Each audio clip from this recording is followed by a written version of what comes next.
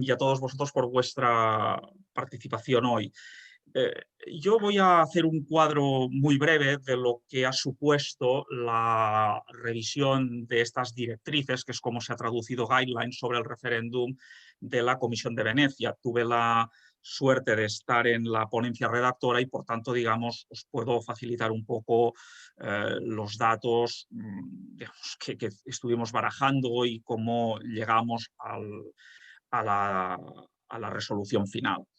Yo en la intervención muy brevemente empezaré contextualizando y situándonos en los precedentes y en el procedimiento de aprobación. Esto será la primera parte y la segunda ya entraré en la estructura y en el contenido de estas guías, de estas directrices. Lo primero, constató un hecho y es seguramente muchos de vosotros tenéis noticia del Código de Buenas Prácticas de la Comisión de Venecia sobre referéndums, que es del 2006, y por tanto no es algo nuevo. La Comisión de Venecia se viene ocupando de este tema desde hace mucho tiempo. El Código de Buenas Prácticas es la suma de unas guidelines, estas directrices, y un memorándum explicativo. Ahora lo que se hace es revisar las guidelines y está en camino, será lo siguiente, revisar también el memorándum explicativo y así tendremos ya todo el código de buenas prácticas revisados. Como os digo, esto viene el 2006-2007. Desde entonces ha habido muchos casos concretos, opiniones se llaman en la Comisión de Venecia, sobre particulares referéndums que van planteándose en estados. Sobre todo referéndums de tipo constitucional, también ha habido referéndums de secesión y algunos incluso referéndums de carácter regional o provincial, el caso de Trento, por ejemplo. Por tanto, este es el contexto y ¿por qué esa revisión? Pues esta revisión sobre todo se plantea a partir del año 2016, año en que, si recordáis, se producen una serie de referéndums en Europa de gran calado. El del Brexit seguramente el más conocido, pero también acababa de haber uno en el 2015 en Grecia sobre las condiciones del rescate. En Holanda se celebró otro sobre un acuerdo entre la Unión Europea y Ucrania en el 2016. El año acabó en el 2016 con otro constitucional en Italia y fuera de Europa también es de este año 16 el que se celebró en Colombia sobre los acuerdos con las FARC. Desde entonces hasta aquí los referéndums sabemos que se han sucedido. Podemos citar los últimos, el de Chile en 2020 y también el referéndum constitucional de Italia, por no hablar obviamente de los referéndums que cada año tienen lugar en Suiza. Ante esta avalancha de referéndums, insisto, el año 2016 es importante, la Comisión de Venecia y luego la Asamblea Parlamentaria del Consejo de Europa en el 2019 dicen que estos referéndums ponen sobre la mesa preocupaciones sobre cómo se ha llevado a cabo el proceso y también sobre el uso, incluso dice sobre el carácter justo del resultado. Entiéndase, carácter justo si se ha producido con las debidas garantías. Por tanto, a partir de esa preocupación se empieza a elaborar una serie de documentos tendentes que al final desembocarán en la revisión. Uno de ellos es enviar un cuestionario que elabora un miembro de la Comisión de Venecia, Alivizzatos, que es un profesor griego, para que todos los Estados miembros lo cumplimenten, en los que se pregunta, bueno, pues el uso, la regulación en cada país del Consejo de Europa y de la Comisión de Venecia. Esto está publicado, lo podéis encontrar en la web, los resultados en el 2018 y también en aquel año, en el 17, mejor dicho, se publica una compilación de lo que ha dicho la Comisión de Venecia a lo largo del tiempo sobre referéndums. Por tanto, no es innovador, sino son los estándares que se deducen de muchos casos anteriores. A todo este bagaje interno, digamos, de la Comisión de Venecia, se suma en enero del 2019 una resolución de la Asamblea Parlamentaria del Consejo de Europa en la que se insiste en esa preocupación y se dan como unos puntos a tener en cuenta a la hora de revisar esas guidelines. Ahí se habla de el contexto de la democracia representativa, no puede ser contra la democracia representativa, tendencia que se había advertido en algunos países muy al este de Europa, en donde el referéndum es utilizado por los presidentes contra el Parlamento. Se habla también de la claridad de la pregunta, y se habla también del equilibrio en la campaña y los nuevos medios telemáticos a utilizar en la campaña, que justamente en alguna de estas experiencias citadas habían provocado alguna distorsión. En, en esta resolución del Consejo de Europa hay alguna variante respecto al propio proceso de reflexión de la Comisión de Venecia.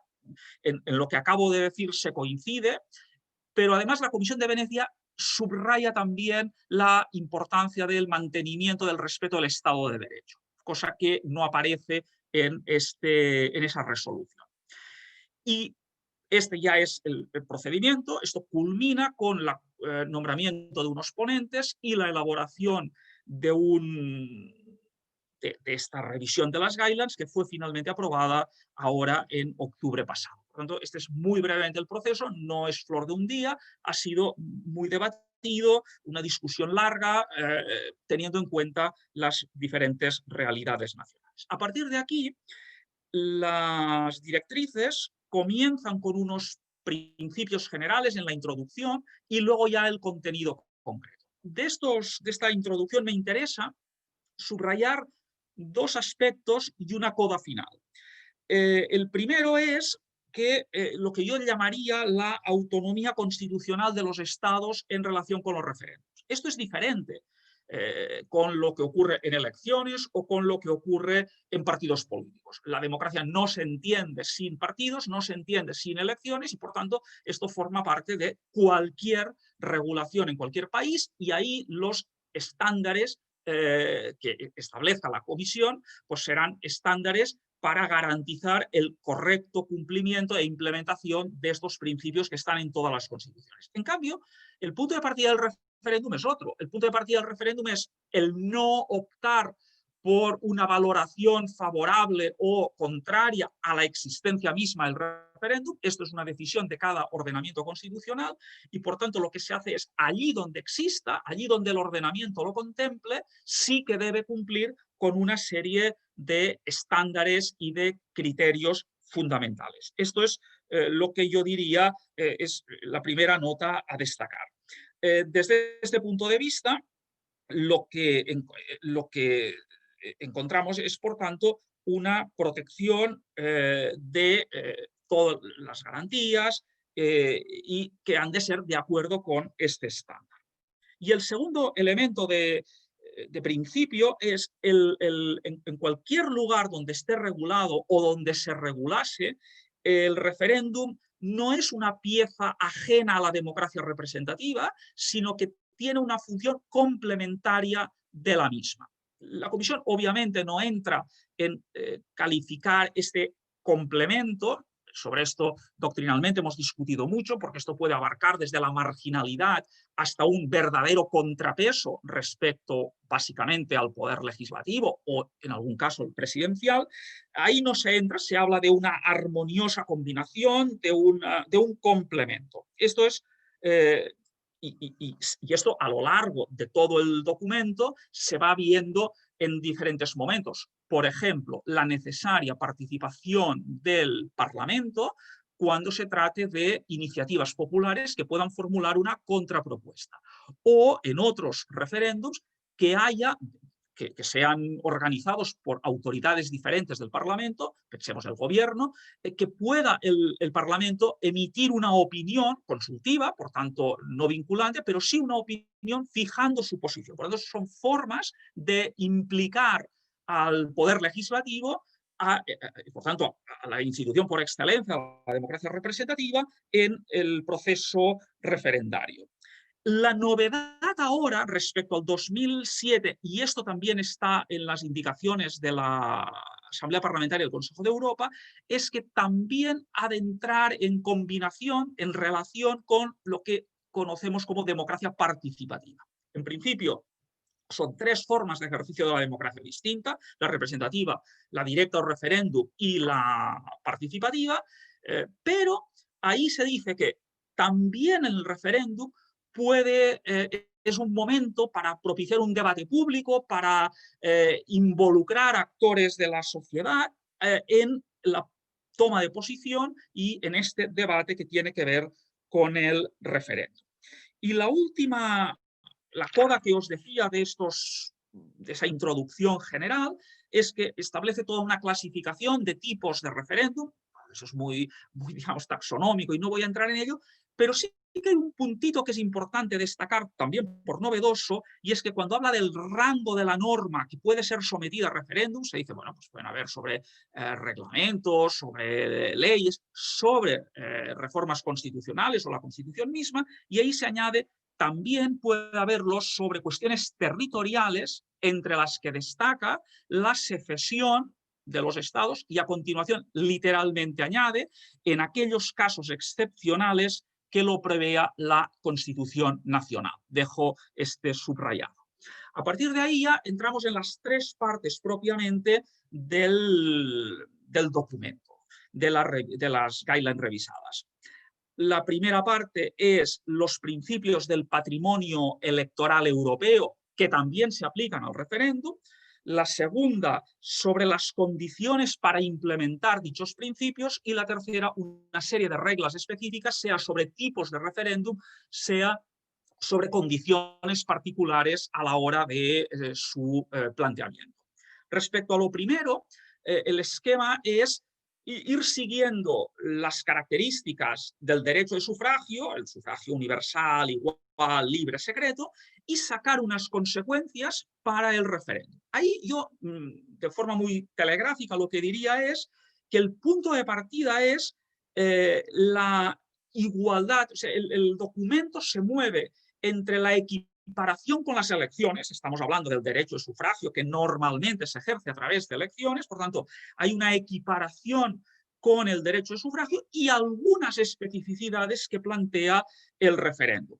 Por ejemplo, la especificidad del referéndum, una muy importante, tiene que ver con la claridad de la pregunta. Esto no se da en unas elecciones. O tiene que ver con la misma campaña focalizada en oponentes y partidarios. Y a partir de ahí ya se van derivando toda una serie de consecuencias sobre los que también ahora se pone el énfasis, como es, subrayaría dos: uno, la neutralidad de la administración.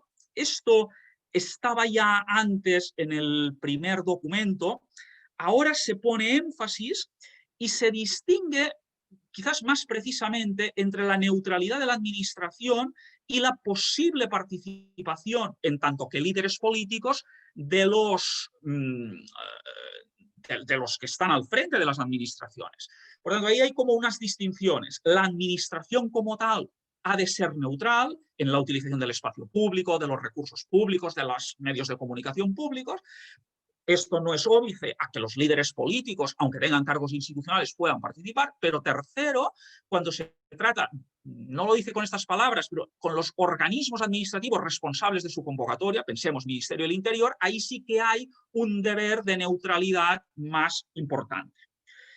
Esto es por lo que se refiere, insisto, a esas reglas de aplicación del sufragio. Segundo, las condiciones para implementar los principios. Ahí aparece en primer lugar el respeto al Estado de Derecho.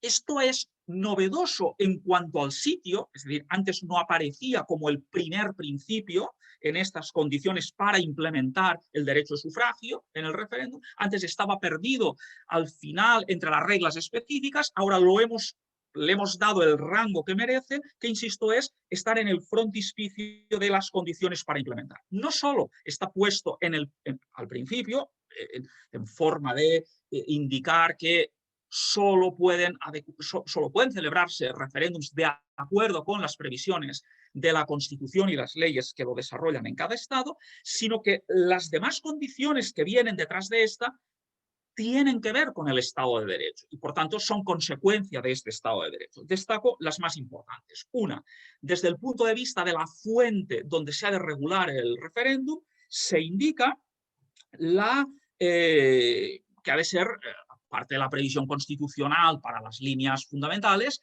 ha de ser norma con rango de ley. Ha de ser ley general, no ley ad hoc para cada referéndum. Otra cosa es que obviamente para cada referéndum tendrá que haber unas disposiciones específicas, pero lo que es la regulación del referéndum tiene que ser ex ante y tiene que tener carácter general. Se dice además que se ha de aprobar al menos un año antes de la celebración de un referéndum para evitar condicionar la regulación general justamente con un referéndum en concreto y, insisto, rango de ley.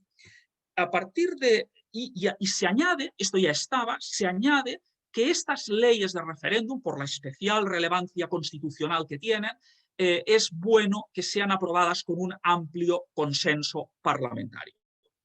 De esto luego veremos que hay unas consecuencias. A partir de ahí, un aspecto muy importante, también derivado del Estado de Derecho, es el que afecta a las garantías del procedimiento y esto tiene que ver, por un lado, con la creación de una autoridad independiente. Ahí se va utilizando a veces imparcial, a veces independiente.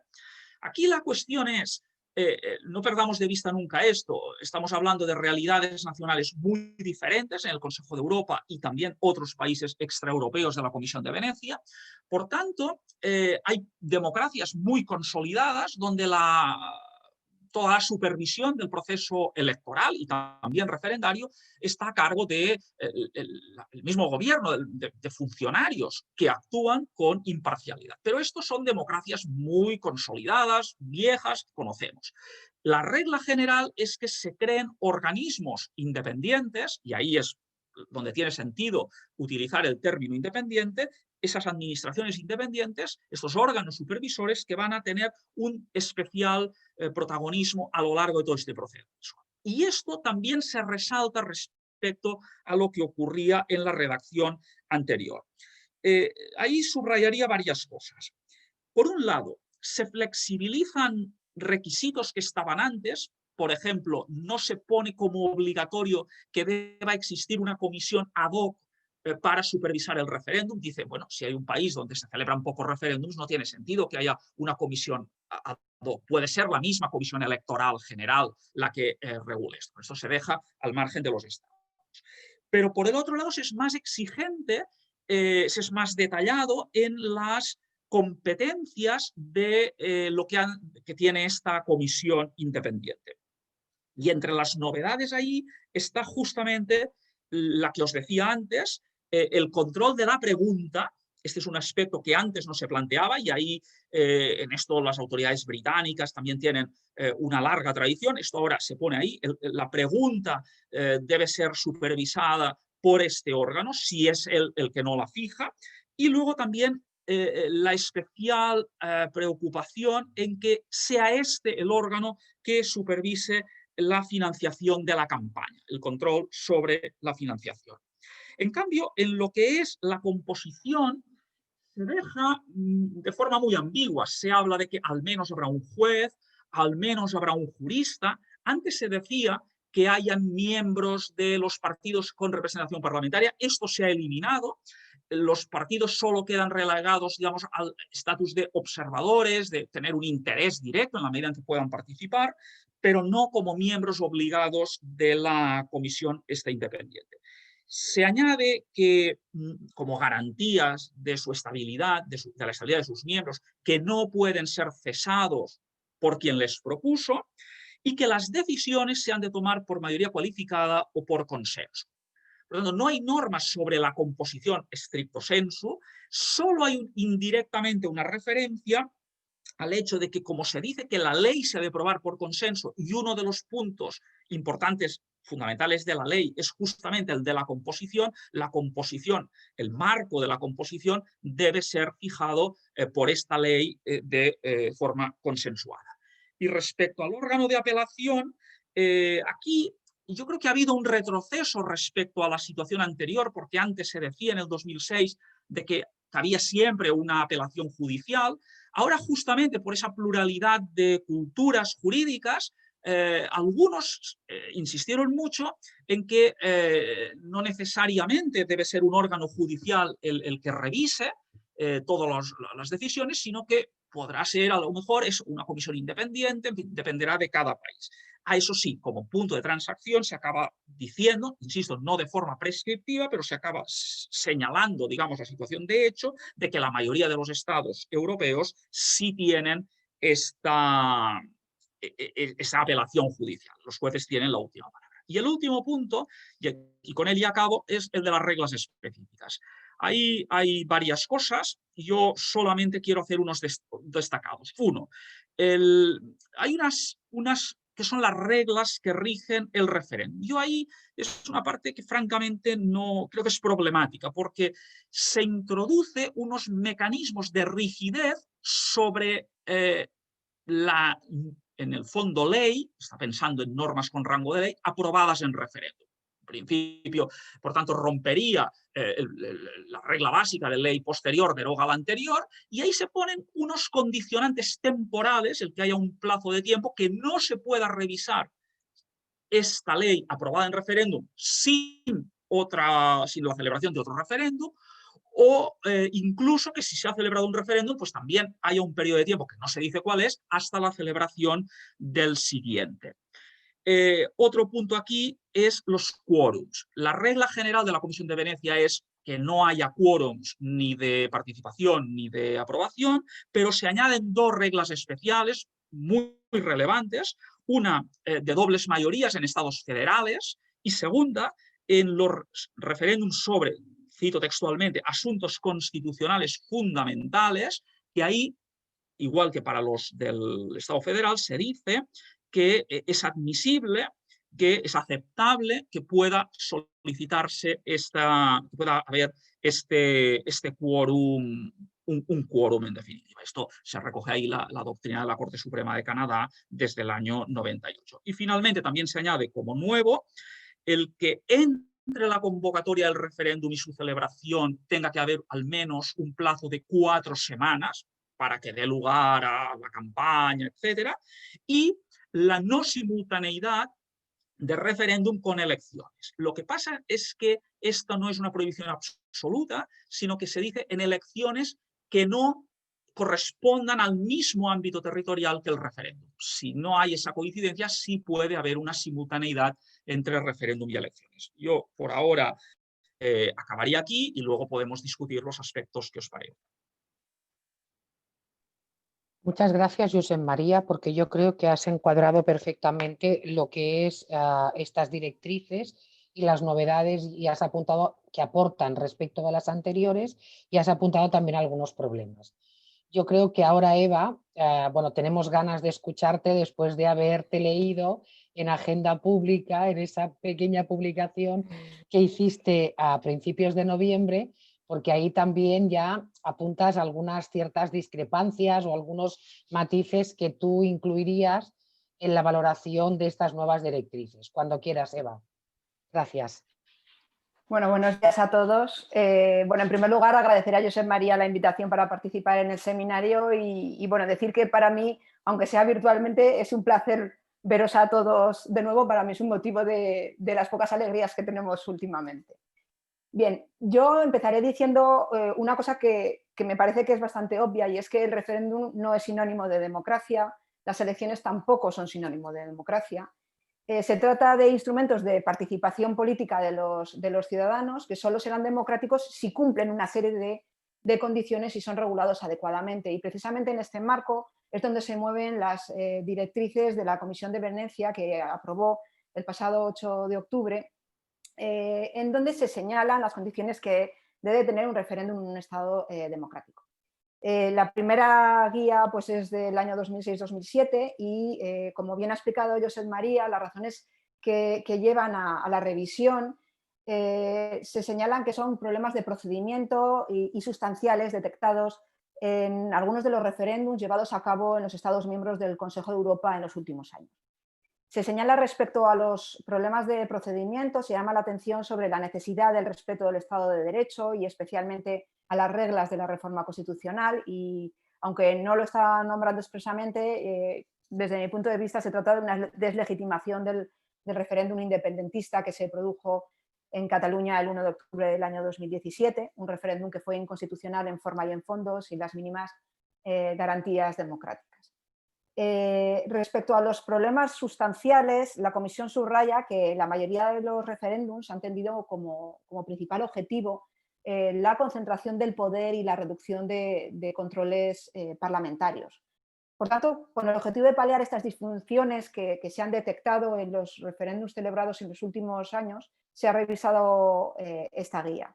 Entonces, yo lo que voy a hacer va a ser detenerme, ya que Josep María ha hecho una explicación muy detallada con todos los entresijos de la nueva guía, yo lo que voy a hacer va a ser detenerme en algunas de las recomendaciones que me han parecido más importantes y lo voy a hacer también desde una perspectiva crítica. Bien, en primer lugar, como no podía ser de otra manera, la Comisión de Venecia defiende el referéndum como un instrumento complementario de las democracias representativas.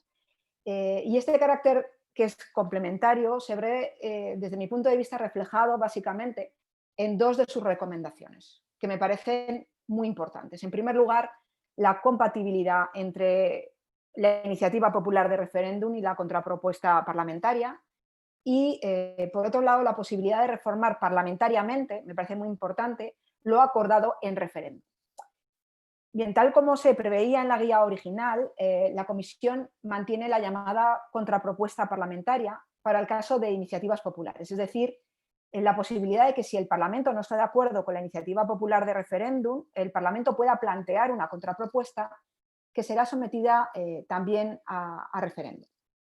El Parlamento, por tanto, debe poder plantear una alternativa a la iniciativa popular y que ambas sean sometidas simultáneamente a referéndum.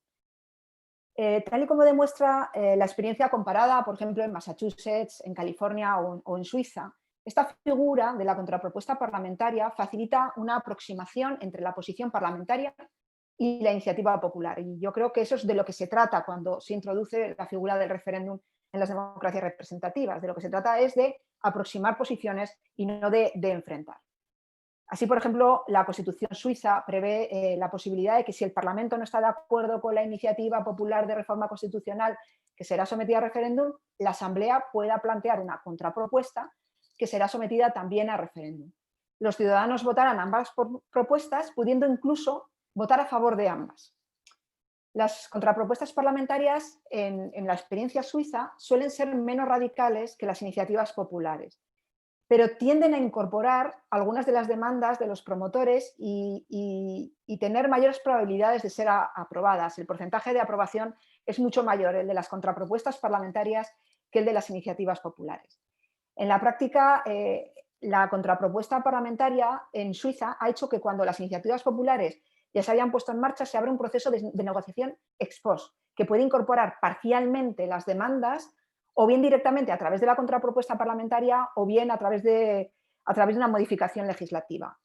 Y por eso, a pesar del bajo número, porque es muy bajo el número en Suiza de aprobación de iniciativas populares de referéndum, sin embargo, el 50% de ellas han dejado alguna marca en modificaciones legislativas. Es decir, han sido iniciativas que igual no se han aprobado, pero sí que han supuesto alguna modificación legislativa. Yo creo que para que ello sea posible es imprescindible esta figura de la contrapropuesta parlamentaria. También a efectos de facilitar la aproximación entre la posición parlamentaria y la iniciativa popular, resulta de interés la regulación, por ejemplo, que hay en Massachusetts.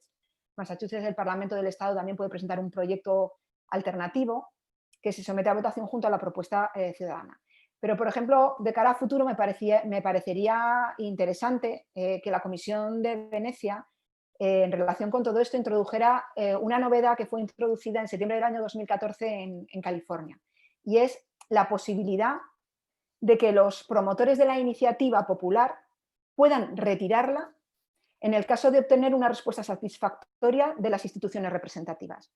Así, por ejemplo, en California en el año 2016 se presentó una iniciativa legislativa popular para aumentar el salario mínimo a $15 la hora en California, que no se llegó a someter a referéndum a pesar de haber reunido las firmas suficientes, ya que el gobernador y el legislativo pactaron con los promotores una ley que respondía a esa demanda. Entonces me parecería también en esa línea de tratar de aproximar posiciones una buena propuesta.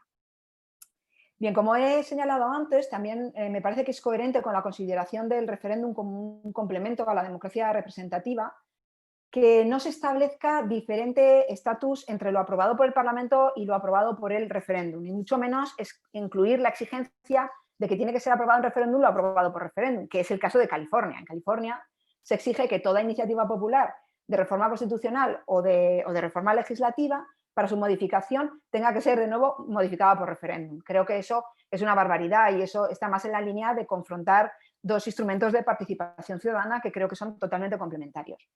Frente a ello, y de manera me parece más adecuada, la Comisión de Venecia ha dicho Josep María que es discutible tras un periodo de tiempo, pues puede ser, pero bueno, es una cierta garantía ahí añadida que tras un periodo de tiempo, un texto aprobado en referéndum, bueno, puede ser breve el tiempo, pueda ser revisado o bien por el Parlamento o bien por otro referéndum. Y aquí se establece solamente una excepción que sí que me parece importante, la excepción, y también me parece aconsejable, porque considera aconsejable que para las reformas constitucionales relativas a las reglas de referéndum se prevea un referéndum obligatorio o de iniciativa popular. ¿Por qué me parece importante esta excepción que introduce?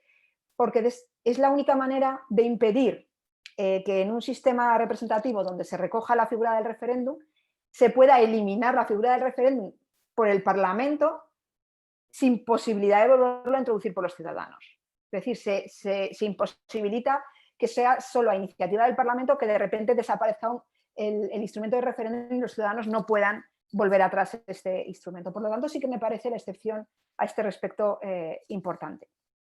Bien, por otra parte, como ha señalado ya Josep María, en la nueva guía básicamente se mantienen las recomendaciones en torno a la neutralidad de las autoridades y a la igualdad de oportunidades de los participantes durante la campaña, así como en torno a las garantías para una deliberación adecuada, reforzando, eso sí, en esta guía el papel a jugar por parte de esa comisión independiente en esta materia. Y con ello lo que se trata precisamente es de conjugar los peligros que se han detectado en la celebración de los últimos referéndums en varios países del Consejo de Europa, los posibles abusos por parte de los gobiernos en el uso del referéndum. En orden concretamente a garantizar la igualdad de oportunidades en la campaña de referéndum, se habla de garantizar en los medios de comunicación pública igual acceso de los que apoyan y los que se oponen al referéndum. Y aquí me parece que hay una cierta incoherencia por parte de la guía, porque dice que deben tener el mismo apoyo los que apoyan y los que se oponen al referéndum respecto al acceso a los medios de comunicación pública. Pero a continuación dice que para alcanzar ese equilibrio se toma en consideración el número de partidos políticos que apoyan cada opción, lo estoy leyendo expresamente, o sus resultados electorales. Y hace más o menos lo mismo respecto al tema de la financiación pública, porque se habla de igual financiación de partidos políticos y dice pudiéndose tomar en consideración los resultados electorales. Bien, en definitiva, el criterio que está empleando aquí la Comisión de Venecia para alcanzar esa igualdad de oportunidades de los participantes en la campaña de referéndum gira en torno fundamentalmente a los partidos políticos. Y para alcanzar esa igualdad de oportunidades habla de conceptos como el número de partidos políticos que apoyan o los resultados electorales. Desde mi punto de vista, aquí hay una doble deficiencia, digamos. En primer lugar, efectivamente, yo no pongo en duda, los partidos políticos, como vertebradores de la pluralidad política en las democracias representativas, van a participar en los procedimientos de democracia directa y me parece que esto es, sin duda, es indudable. Aunque van a participar, creo que de diferente manera que en una campaña de referéndum, que en unas elecciones. Porque en una campaña de referéndum creo que es imprescindible que también participen los ciudadanos individualmente considerados o los grupos sociales, porque de lo que se trata aquí no es de elegir instituciones, sino de lo que se trata es de recabar la opinión de los ciudadanos en relación a un determinado problema de interés público. Entonces, es verdad que la Comisión de Venecia señala la necesidad de financiación de organizaciones, se habla de organizaciones, pero creo que no se insiste lo suficiente en que en una campaña de referéndum es necesaria también la participación, el dejar que no sean protagonistas absolutos los partidos políticos, sino que también se permite la participación de organizaciones sociales en la campaña de referéndum. Y por otra parte, la segunda deficiencia e incoherencia que veo en la regulación de esta guía es que no creo justificado que la financiación de una u otra opción pueda depender del número de partidos políticos que apoyan cada una de las acciones o de su representación parlamentaria. Porque si tomamos en consideración esos criterios, automáticamente no estamos diciendo que tenga que haber el mismo apoyo para cada uno de los dos. Si decimos que se pueden tomar en consideración el número de partidos políticos que apoya cada opción o los resultados electorales, estamos admitiendo que el apoyo no va a ser el mismo para las dos opciones. Y desde mi punto de vista, tanto en materia de acceso a los medios de comunicación pública como en materia de financiación en referéndum, yo creo que lo más justo es que la ayuda sea igual para las dos partes, independientemente de quién apoye cada cual, porque de esa manera se va a producir la racionalidad del debate, va a permitirse que las dos opciones tengan igual capacidad de deliberación. Y precisamente esta regulación de apoyo exactamente igual a las dos opciones, independientemente de quién lo regule, es como se regula en la ley de referéndum del Reino Unido, que es para mí en este punto la referencia. Bien, por lo demás, para mí resulta fundamental en la regulación de la guía la deliberación democrática, y para ello pues la pregunta tiene que ser clara, que es una de las cosas que subraya la Comisión de Venecia, que tiene que responderse con un sí, con un no o en blanco, y que la autoridad independiente debe garantizar esa claridad. Una de las cosas fundamentales para garantizar la deliberación racional me parece que es una de lo que pone la guía respecto a la necesidad de un informe explicatorio de los dos puntos de vista. Para mí es una de las claves para garantizar un debate racional, una deliberación racional en una campaña de referéndum. Por ejemplo, en Suiza se ofrece un resumen de los argumentos a favor y en contra de la consulta, correspondiendo a la redacción, que quizá esto podría añadirse por parte de la Comisión de Venecia, que la redacción de los argumentos corra a cargo de los que los defienden. Por ejemplo, en California se publica una guía de información al votante donde hay un resumen de la propuesta, donde hay una declaración con análisis legislativo respecto al significado y las consecuencias, y donde hay dos declaraciones, dos breves resúmenes de los argumentos a favor y en contra que realizan cada uno los que se apoyan y los que se oponen al referéndum. La primera declaración es inédita, es decir, no la pueden, el que apoya y el que se opone tiene que pensar el principal argumento para apoyar o oponerse a esta iniciativa sin saber lo que va a decir la otra parte, son declaraciones inéditas, y luego dejan ver las declaraciones de los otros y permiten una contraargumentación. Me parece muy interesante porque yo creo que esta es una de las claves que nos va a permitir, y además se tiene que hacer de manera sintética, por escrito, de manera que los ciudadanos van a tener la opinión sintética y por escrito de el principal argumento a favor y el principal argumento en contra para pronunciarse en torno al referéndum. Esto me parece una de las cuestiones fundamentales para garantizar una deliberación racional, que cada vez es más complicada, no solamente en el referéndum, sino ya en general en todos los debates que se producen. Y también me parece interesante ese mínimo, que eso es una de las novedades de la guía, de 4 semanas entre la convocatoria y la votación, a efectos de garantizar esa deliberación adecuada y democrática. Bien, para la validez del referéndum, la Comisión sigue sin recomendar que existan quórums de participación ni quórums de mayorías específicas de aprobación, pero introduce dos novedades. Por una parte, ya lo ha comentado también Josep María, la exigencia de dobles mayorías para reformas constitucionales en estados federales. Exactamente igual que se prevé en muchos estados federales la exigencia de dobles mayorías parlamentarias, pues se admite la posibilidad también de dobles mayorías de referéndum para las reformas constitucionales. La exigencia de las dobles mayorías, desde mi punto de vista, solamente puede tener una justificación, que es la protección de las minorías concentradas geográficamente. Claro, en un mundo que estamos cada vez más globalizado, esta exigencia de las dobles mayorías yo cada vez la veo más débil, porque en un mundo globalizado cada vez vamos a encontrar menos minorías concentradas geográficamente, desde mi punto de vista. Bueno, y la otra novedad que introduce es que admite la posibilidad de exigencias de mayorías cualificadas en referéndums para cuestiones, dice expresamente, de especial importancia constitucional. Aunque no lo especifica, parece referirse efectivamente a cuestiones como la secesión, siguiendo con eso el criterio del Tribunal Supremo canadiense. Pero respecto al referéndum de secesión, señala claramente en esta guía que este tipo de referéndum solo podrán hacerse en los infrecuentes casos en los que lo permita su propia Constitución. Lo que queda medianamente claro es que todo referéndum debe hacerse conforme al Estado de Derecho y no ser inconstitucional, por tanto, es un aviso a navegantes por lo que puede ocurrir en el futuro. No obstante, voy a plantearos una cuestión que, bueno, que probablemente será polémica, pero yo lo que me planteo personalmente es, yo creo que la pregunta del millón, claro, el referéndum secesionista,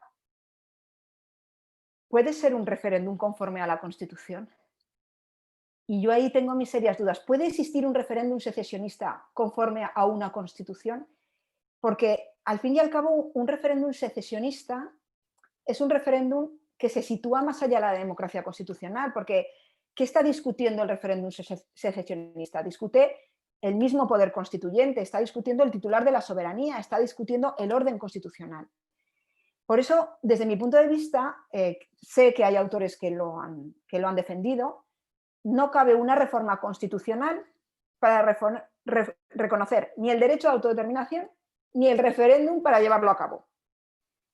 Creo que es un oxímoron respecto al principio de soberanía popular y el federalismo y del constitucionalismo en general, porque al final el Estado, la unidad soberana del Estado, es un requisito preexistente a la propia Constitución. Por tanto, no veo posible una reforma constitucional para permitir un referéndum secesionista. Por eso digo que al final la pregunta que me planteo, y es verdad, o sea, con la nueva guía dice todo referéndum debe ser conforme al Estado de Derecho y al Estado constitucional. La pregunta es que si el referéndum secesionista realmente puede llegar a ser conforme a una Constitución. Termino con una breve reflexión, y es que bueno, las próximas elecciones en Cataluña van a ser cruciales y las elecciones catalanas nos van a permitir conocer el estado de la situación. Ya ha salido alguna encuesta de opinión entre las fuerzas independentistas y las fuerzas constitucionalistas. Si el independentismo, como ha señalado alguna encuesta, representa más del 50% de los votos emitidos, creo que tenemos un problema más añadido a todos los problemas que tenemos actualmente. Hoy por hoy, creo que en ningún caso podría celebrarse un referéndum consultivo. En primer lugar, porque está cerrada la vía por el propio Tribunal Constitucional, por sentencias del año 2015 y posteriores. Además, por otra parte, creo que sería innecesario porque para ser consultivo y saber el porcentaje que hay de independentistas y de no independentistas, pues para eso ya tenemos las elecciones. Y también me parecería contraproducente, ya que la deliberación carecería de todos los elementos necesarios para tomar una decisión u otra, porque solo conociendo el resultado de una negociación de una supuesta independencia, los ciudadanos podrían libre e informadamente decidir sobre la misma. Entonces, ¿cuál sería el único referéndum posible en un supuesto como este? ¿Es el único referéndum viable? Pues yo creo que el único referéndum viable sería uno de ratificación de un proceso de negociación previo, un referéndum y un proceso de negociación que se situaría en el terreno de los hechos. No veo una reforma constitucional que ampare jurídicamente este tipo de referéndum, porque en definitiva yo creo que la independencia es una cuestión de hechos y no es una cuestión de derecho. Y con esto termino mi intervención. Muchas gracias, Eva. La verdad es que no has defraudado en las expectativas que al menos yo tenía tras la lectura de este breve artículo tuyo en Agenda Pública. Si os parece, podemos abrir una ronda de debates, porque tanto Josep María en un plano mucho más objetivo como Eva en un plano pues quizás también algo más valorativo, han introducido bueno, numerosas cuestiones que pueden ser de interés.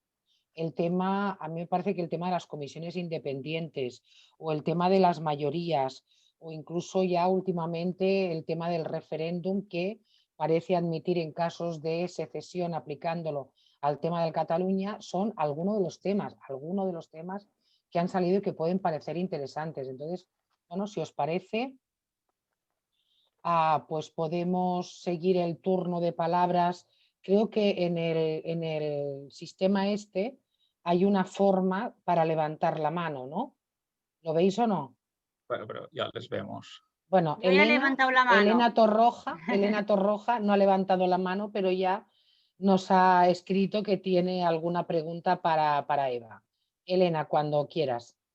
Muy bien, muchas gracias. Sí, Henry, sí que sale mi mano, he levantado la mano por el procedimiento del chat, pero a mí me sale.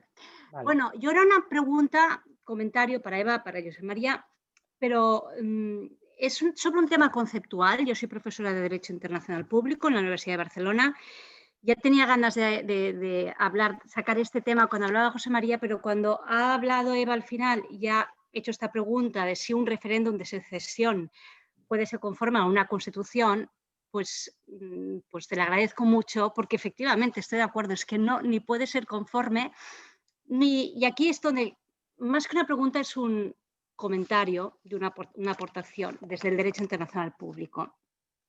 Y es que creo que la expresión de referéndum de secesión que utiliza la Comisión de Venecia, y están los textos, es incorrecta. Es incorrecta. Y yo esto lo he explicado ya en otro foro con constitucionalistas y al final les he llegado más que a convencer a que entiendan por qué. Y es que conceptualmente en derecho internacional público una secesión, la expresión de secesión es aquella separación del territorio del Estado matriz contrario al orden constitucional.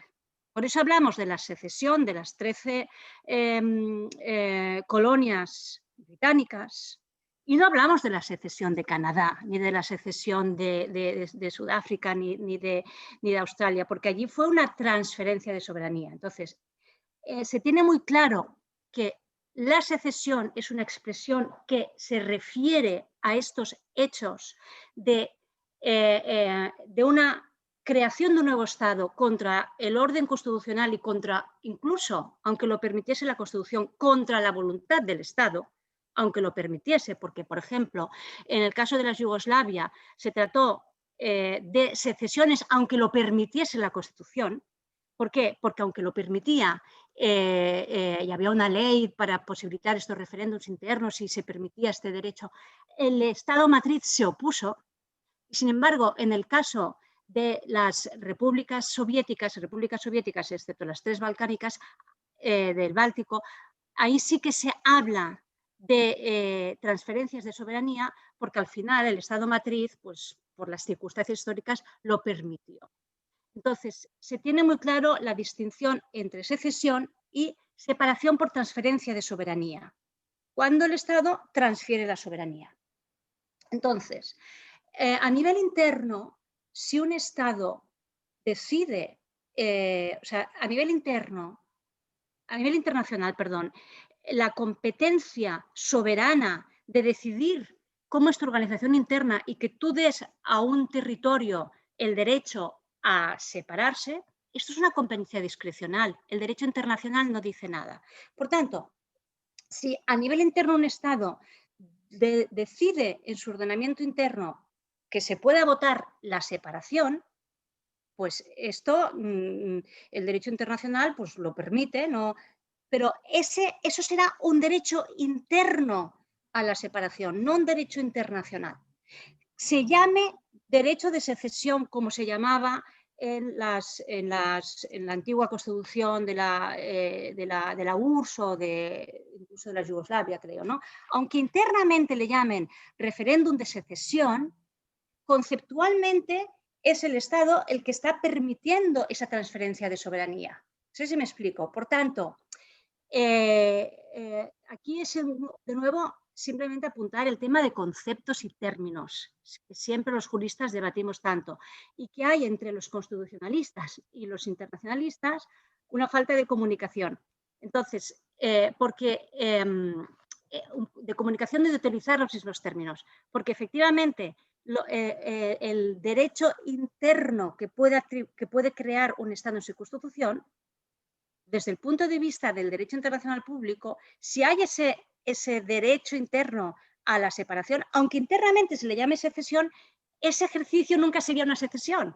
¿Me explico? Sería una transferencia de soberanía y no generaría mayores problemas. En cambio, si esa separación ha sido contraria al orden constitucional, en contra de la voluntad del Estado matriz, eso es un proceso secesionista, eso sería una secesión. Como proceso secesionista no llegaría a tener un reflejo en el orden internacional hasta que efectivamente, como ha dicho Eva, no hubiese la eficacia, porque no hubiese la efectividad. Porque allí aparece el principio de efectividad como una norma internacional. El proceso secesionista, más claro, en Cataluña fue un proceso secesionista en el 17, para el derecho internacional se ha mantenido como una cuestión interna porque no ha habido, realmente no se ha dado la efectividad. Si se hubiese dado la efectividad y si no pues hubiese llegado Cataluña a ser independiente, pero no había efectividad, ¿no? Aparte de que era un referéndum contra el orden constitucional. Simplemente apuntar esto porque es que la Comisión de Venecia, cuando habla de referéndums de secesión, yo creo que allí hay un problema conceptual terminológico. Es que no es lo mismo que hable de referéndums de transferencia de soberanía interna y los regule, porque, bueno, los regule, de consejos, de recomendaciones, que de un referéndum de cesión. Es que no tiene, desde el punto de vista de este concepto estricto de la secesión, para un internacionalista que siga este concepto no tiene ningún sentido, ¿entiendes? Porque no se puede regular un referéndum de secesión, ¿no? Es algo contrario. Entonces, simplemente es apuntar, y lo cierro, tema de terminología. Entonces, por eso, Eva, tu pregunta, es que estoy totalmente de acuerdo, y es un tema de terminología, de entender bien lo que es una secesión y dialogar entre constitucionalistas e internacionalistas. Ya está, gracias. Gracias, Elena. Yo creo que ha quedado claro en tu intervención el matiz. Lo que pasa es que, claro, a ver, la Comisión de Venecia es un conjunto de estados que negocia y algún término se le tiene que dar a las cosas, ¿no? Pero bueno, gracias yo creo por que la al final apreciación. es porque en el lenguaje popular se identifica secesión con independencia, llámalo independencia.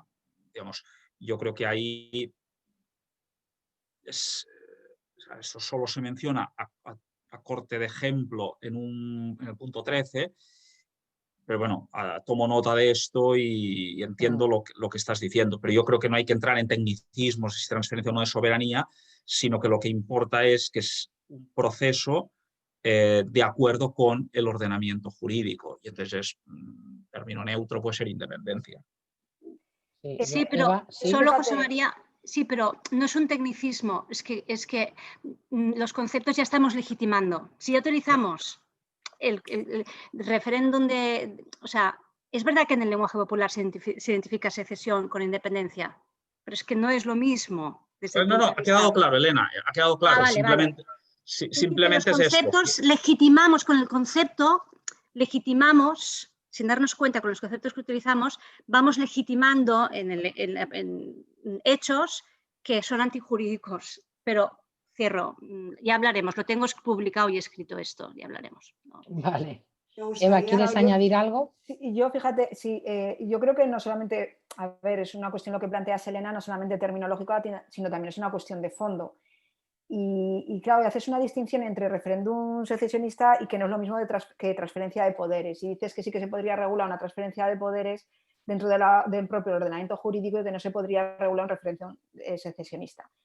Yo, fíjate, tengo mis dudas de que también se pueda dentro del ordenamiento jurídico regular una transferencia de poderes. Es que yo creo que eso tiene que ir por la vía de los hechos, que no se puede hacer una regulación y mucho menos constitucional. Ni siquiera una transferencia del poder soberano, porque es que la unidad soberana, a ver, nosotros como constitucionalistas yo toda la vida, en Fundamentos de Derecho Constitucional, antes de empezar a estudiar la Constitución, ¿qué estudiábamos? El Estado. ¿Por qué? Porque la unidad soberana es preexistente a la Constitución. Entonces, algo que no se puede discutir en la propia Constitución, porque entonces es que estamos en otra cosa. Es que entonces no estamos en una Constitución, estamos en un tratado internacional. Estamos en una confederación de Estados. Si empezamos a regular incluso la propia transferencia de poderes. Desde mi punto de vista, es que yo creo que no hay ni referéndum secesionista que pueda estar conforme a la Constitución, ni proceso de transformación de poderes soberanos que pueda estar conforme a la Constitución, porque es la negación del poder soberano mismo. Entonces, eso tiene que ir más bien por el terreno de los hechos. O sea, yo ni siquiera considero que la transferencia de poderes pueda ser regulada. Bueno, a ver, yo creo que... Escocia. Sí. Me gustaría también intervenir. Bueno, pero un momento, Elia, un momento. Yo creo que tendremos que centrar un poco el debate porque, claro, el tema no es monográficamente el referéndum de secesión, sino que el tema es cuáles son estas nuevas directrices, las novedades que se aporta, las cosas que se han matizado respecto a las anteriores, etcétera, etcétera. Evidentemente, el tema del referéndum de secesión o la posible transferencia de soberanía o la independencia de una parte del Estado respecto al Estado matriz es una derivada. Pero yo os pediría que, y es un tema muy interesante que quizás daría para muchos webinars y seminarios, pero si nos centramos un poco en lo que es el objeto de estas nuevas directrices, bueno, pues a lo mejor podemos ampliar un poco más, ¿no? Entonces, a ver, Elia, yo sé que tienes ganas de hablar, no sé si estabas levantando la mano por alguna cosa, pero Francisco Soto tenía pedido primero la palabra. Entonces vamos a ir respetando, Pancho, y después tú, Elia, si quieres decir algo. Cuando quieras, Francisco. Gracias, los voy a sacar un poco de la contingencia de allá y traerlos a Chile, porque la verdad, este comentario sobre la igualdad de oportunidades, antes de todo, Eva, hace mucho tiempo que no te veía, saludos, que estuvimos en Oñati, perdona, sí. Pero me fui con los contenidos. Vuelvo. Esta idea de la igualdad de oportunidades que tú planteas y tu enfoque me parece que es muy pertinente para la situación en Chile.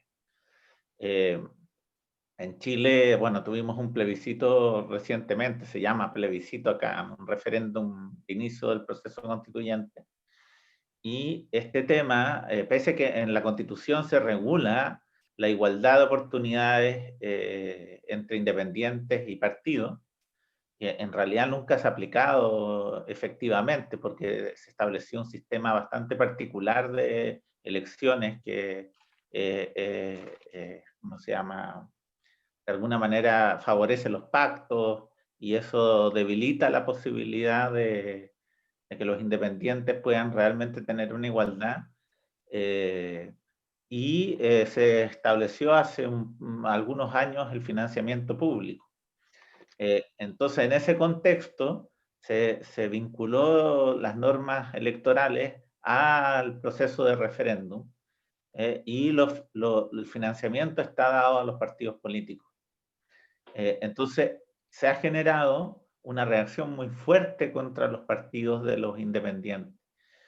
Yo estuve haciendo un curso, acá está una locura por el tema constitucional. Saqué un libro de educación cívica en octubre pasado y producto de la pandemia me han pedido hacer un curso por la universidad de formación cívica en base al libro y participaron 17.000 personas. Entonces, una locura. Y en este curso, la obsesión de todos los alumnos era cómo podemos llevar candidatos independientes de los movimientos sociales y fuera de los partidos políticos. Entonces, de alguna manera, en el proceso de referéndum, eso se soslayó debido ¿cómo se llama?, que los partidos políticos le ofertaron la mitad de su tiempo en las campañas y en la televisión a los movimientos sociales. Entonces hubo mucha presencia de movimientos sociales y eso funcionó bien. Pero ahora, al momento de la constituyente, los independientes, por la pandemia y por todo el contexto, no pueden conseguir las firmas para presentarse como candidatos. Y los partidos no están haciendo ningún gesto hacia los independientes. Entonces, este tema es un tema crucial acá, entonces voy a meterme a ver tu referencia a la ley de referéndum del Reino Unido, no sé si pueda servir, porque yo creo que si existe alguna fórmula que se pueda presentar al Congreso, acá eso sería, digamos, muy apoyado De hecho, están formando partidos los independientes, ¿ah? Y sobre todo gente muy moderada, y de gran liderazgo nacional, están formando un partido. Entonces, esa ha sido la manera de resolver, pero que igual no van a tener el mismo financiamiento de partidos que han recibido votación y que, digamos, ese es el camino para financiar en las campañas. Entonces, se va a producir una enorme desigualdad y eso ha generado un desincentivo muy fuerte. Ahora, yo no sé si el tema sea realmente financiar a los independientes de igual que los partidos. O sea, eso me parece que es un tema a debatir. Pero claro, si existe una fórmula razonable que pueda de alguna manera motivarlos a participar, eso sería algo positivo. Yo siempre creí más en el modelo suizo, ¿no? Que hace que los suizos, en Suiza no hay referéndum que no haya sido levantado por partidos, de los partidos grandes. Y eso es porque básicamente toda la legislación obliga a los partidos a relacionarse con los movimientos sociales. Entonces, eso ha sido, para mí siempre ese fue el camino. Esto que tú planteas me parece que es muy pertinente para Chile, pero no sé si es muy pertinente para los sistemas, digamos. Eso. Bueno, gracias, Francisco. Perdona, Enriqueta. No. No, que un poco lo que planteas, bueno, el problema que dices que tenéis en Chile, bueno, es parecido, por ejemplo, la regulación que tenemos aquí en España de la campaña de referéndum es protagonismo absoluto también de los partidos políticos porque, digamos, la asimila a unas elecciones. Sin embargo, yo creo que eso es un error de concepto porque, efectivamente, a ver, si en la práctica realmente los partidos políticos, por ejemplo, en Suiza, los partidos políticos son los vertebradores del pluralismo político y van a ser los que más fuerza tengan a la hora incluso de impulsar los referéndums. Van a ser protagonistas. Pero lo que está claro es que en el referéndum no se tiene que dar el protagonismo absoluto a los partidos políticos, sino que en las regulaciones más avanzadas, en donde existe más experiencia en materia de referéndum, en Estados Unidos, en Suiza o incluso, por ejemplo, en Alemania, en todas esas regulaciones se prevé que no solamente participen los partidos políticos, sino que participen organizaciones sociales y concretamente los promotores de la iniciativa, que pueden ser organizaciones sociales. Entonces, ahí, ¿cómo repartimos el dinero o cómo repartimos el acceso a los medios públicos? Pues yo de todas las regulaciones que existen, a mí la que me parece más justa es no tener en consideración quién apoya qué y qué resultados electorales, porque estamos hablando de conceptos diferentes, sino que lo que estamos hablando es que de lo que se trata de garantizar en el referéndum, claro, en unas elecciones se está eligiendo a personas en una institución, de una institución representativa. Pero es que en un referéndum lo que se trata de garantizar es que haya una deliberación racional sobre una cuestión concreta. Y yo creo que ahí, para garantizar esa deliberación racional sobre una cuestión concreta, tiene que tener igualdad de oportunidades. La opción que defiende el apoyo como la opción que defiende la oposición. Y esa es la deliberación racional. Y eso solamente lo va a poder garantizar una financiación igual a los que apoyan y a los que se oponen, pero independientemente de quienes sean. O sea, se da un montante global, que es lo que ocurre en la regulación británica, un montante global a todos los que apoyan, o sea, a los que lo apoyan y a los que se oponen. Y yo creo que eso es la manera de garantizar una deliberación que sea racional. Perdona, sobre lo mismo. Un segundo. ¿Eso lo extrapolarías a un proceso constituyente? Porque lo estoy pensando en el momento, porque hoy día el proceso, la convención constituyente, como pasa en casi los países democráticos, convive con parlamentos. Entonces, lo que demandan acá en Chile es que los políticos se queden en el Congreso y que la constituyente sea mayoritariamente elaborada por independientes. Entonces tiene algo de relación con lo que tú dices. Claro, lo que estás diciendo tú es la tradición de los estados de Estados Unidos. Las convenciones constituyentes nacen como un elemento, digamos, de control externo a las élites parlamentarias. Y una de las características que tienen las convenciones constituyentes en Estados Unidos es que está formado por independientes, no están formados por profesionales de la política.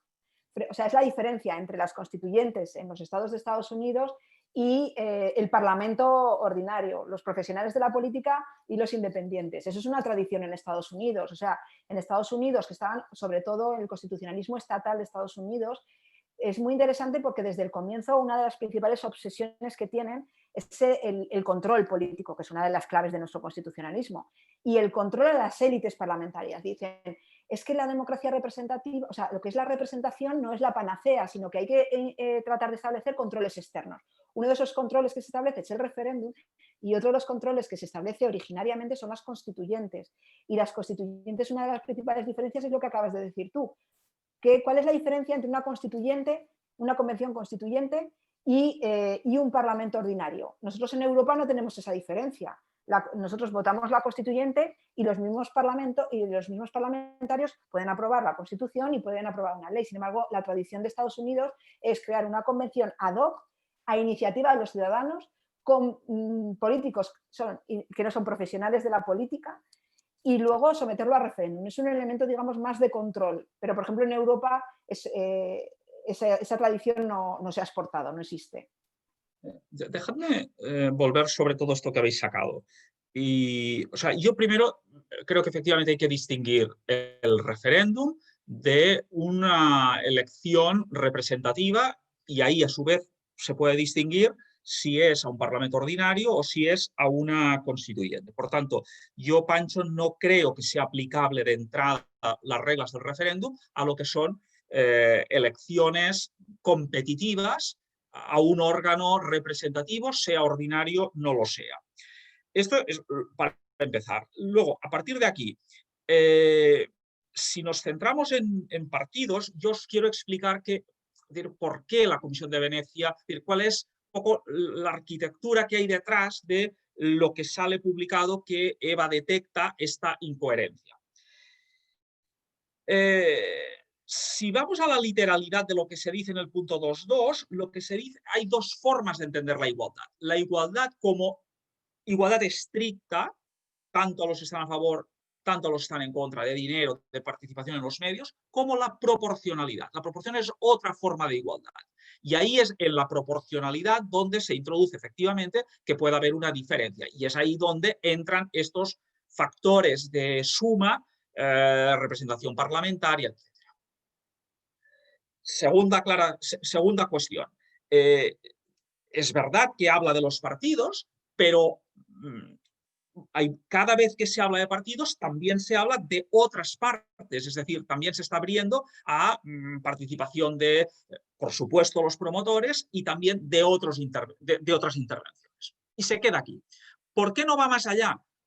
Por dos razones. Una, por la disparidad de situaciones en Europa y segundo, ligado a esto, porque no hemos de perder de vista hipótesis extrañas. Hipótesis extrañas es un referéndum de una iniciativa popular que lo propone un grupo minúsculo, dotar de igualdad en el sentido estricto, de oportunidades en la campaña, esto es regalarles la campaña, cuando esto puede ser un inicio muy extravagante. Entonces se está pensando, podríamos decir, a la contra por la posibilidad de abuso, que no son seguramente las situaciones que citabais antes, para empezar la de Inglaterra, porque en Inglaterra es verdad que el referéndum lo prevé así, pero el referéndum en la democracia británica es un fenómeno, digámoslo así, marginal. O sea, es tan exactamente marginal como en España. No, es decir, en el sentido de que ha habido 3 referéndums nacionales y ha habido 4 o 5 referéndums a nivel regional. Por tanto, y es marginal conceptualmente, es decir, en un contexto de democracia representativa, parlamentaria, etc. Aunque luego con toda la flexibilidad y con toda la naturalidad que se plantee. Es decir, no hay el instrumento de que un grupito pueda plantear un referéndum de iniciativa popular. En Inglaterra este supuesto no se da. Y allá donde se da, que es Italia, y esto tiene que ver con lo que estabais planteando, en Italia la tradición lo que nos dicen los referéndums abrogativos es que quien conseguía las firmas eran partidos pequeños. exactamente el Partido Radical, que no llegaba al 2% de votos y tenía, a través del referéndum, la forma, digamos, de echar la piedra en la piscina y cambiar el panorama político. Esta es la realidad italiana en cuanto a la iniciativa. Luego es verdad, y me parece muy interesante, se articulaba la campaña a favor y en contra a través de los comitati. Y los comitati, ahí sí, agrupaban a independientes, a gente de partidos y tal. O sea, yo creo que esto es una cuestión a tener en cuenta. Luego, es verdad lo que dices sobre las convenciones, pero la convención en los estados de Estados Unidos no es la regla. Como no lo es, de hecho no ha sido explorada nunca, me parece, a nivel federal, la posibilidad de convención para eso. Es decir, es verdad que está sobre el papel, pero los procedimientos de reforma se articulan a través sea de la iniciativa popular, sea de la iniciativa de la legislatura como regla general. Por tanto, sobre el papel está, pero la realidad va por otro lado. Y en el caso de Europa, Pancho, claro, ahí primero, no tienes apenas experiencias de convenciones constituyentes, tienes la de Islandia, y ahí sí fue al margen de los partidos, pero el que fuera al margen de los partidos fue letal para el desenlace final, porque luego, en un cambio de mayoría parlamentaria, en el Parlamento ordinario, acabó suponiendo un choque con la UNA y, por tanto, la eliminación de la iniciativa, de todo el proceso tan ilusionante. Y, por tanto, acabó, digamos, volviendo a business as usual, a la política en manos de los partidos. Porque es inevitable y porque no había mecanismos de colaboración. ¿Cómo se crean mecanismos de colaboración? No a escala constituyente, sino de reformas, caso de Irlanda. Ahí sí tienes unas convenciones de composición mixta. Bueno, partidos por un lado, independientes por el otro. Bueno, yo no sé si quería decir algo más, pero me parece que ya está por ahora. Elia, ¿tú querías aportar algo antes, ahora o...?